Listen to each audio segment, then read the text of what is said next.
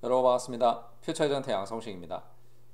2021년 10월 18일 퓨처마킹 노트 시작하도록 하겠습니다. 오늘 퓨처마킹 노트 주제는 일본에서 100세 정년의 시대가 열리고 있다는 그런 기사들이 요즘 나오고 있어가지고 함께 퓨처마킹을 좀 해보도록 하겠습니다.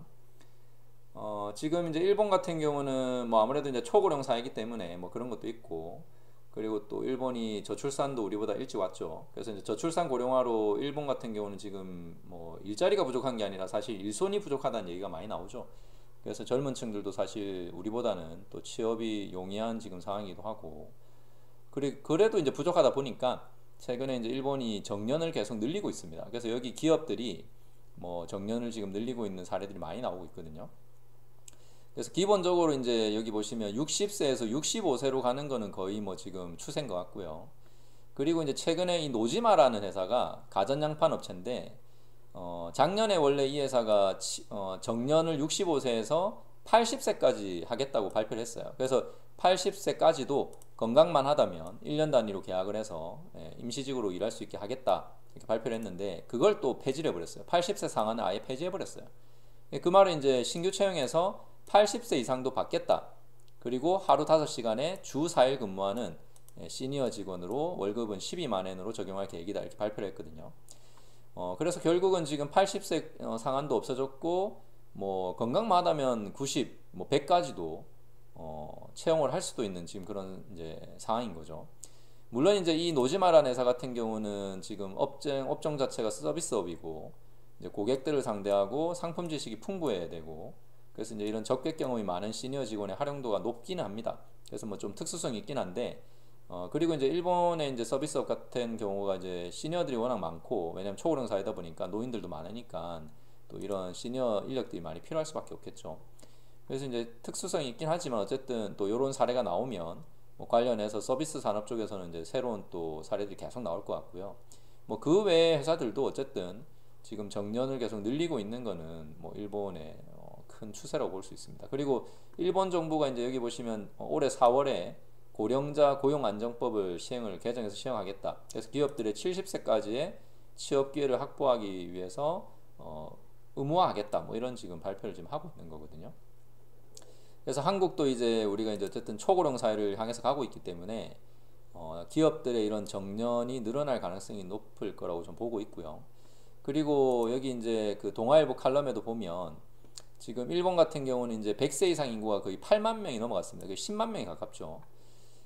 그래서 이제 일본 같은 경우는 이미 이제 이 100세 시대라는 게 뭐 이제 누구나 100세까지도 살 수 있는 그런 가능성이 열리고 있는 거고, 뭐 그러다 보니까 뭐 일본 같은 경우는 사실 건강한 뭐 70대, 80대, 뭐 90대 정말 많은 거죠.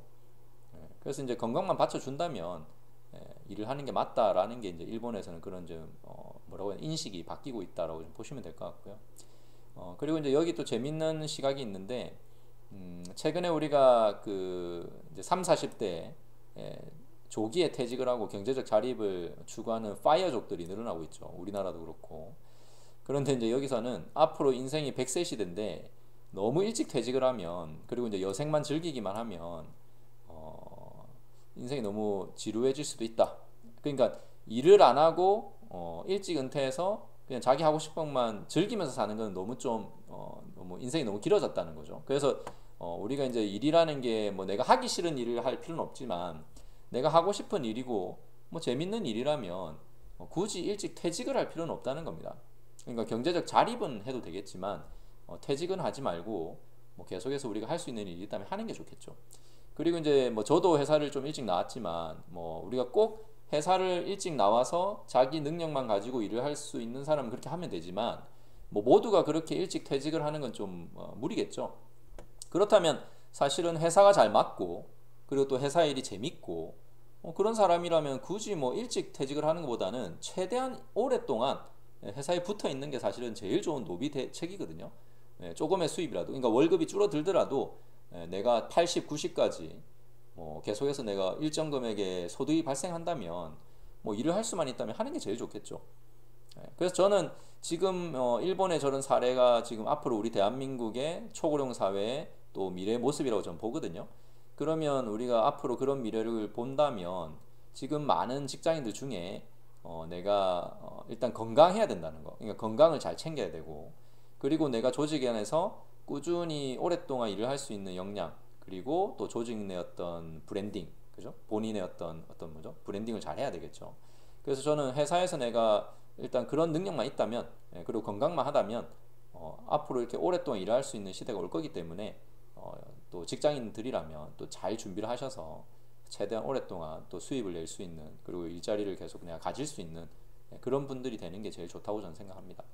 그래서 한국도 어쨌든 여기 고령화가 지금 빠르기 때문에 이런 또 추세가 비슷하게, 일본이랑 거의 비슷하게 올 가능성이 높습니다.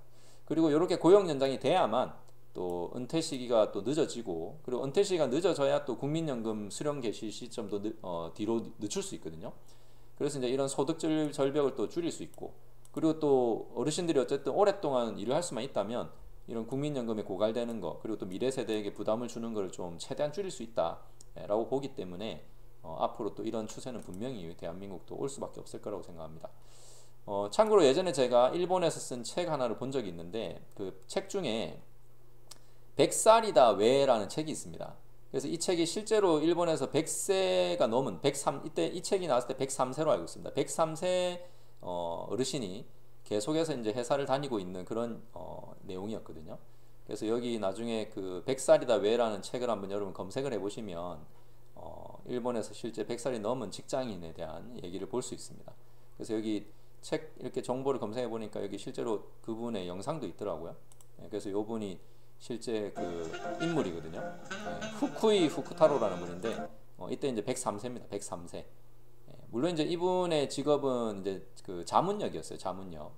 그래서 뭐 조금 또 직업이 일반적인 직업은 아니지만 어쨌든 앞으로 건강한 분이라면 앞으로 100세 시대에 최대한 우리가 오랫동안 일할 수 있는 그런 능력 되게 중요하죠.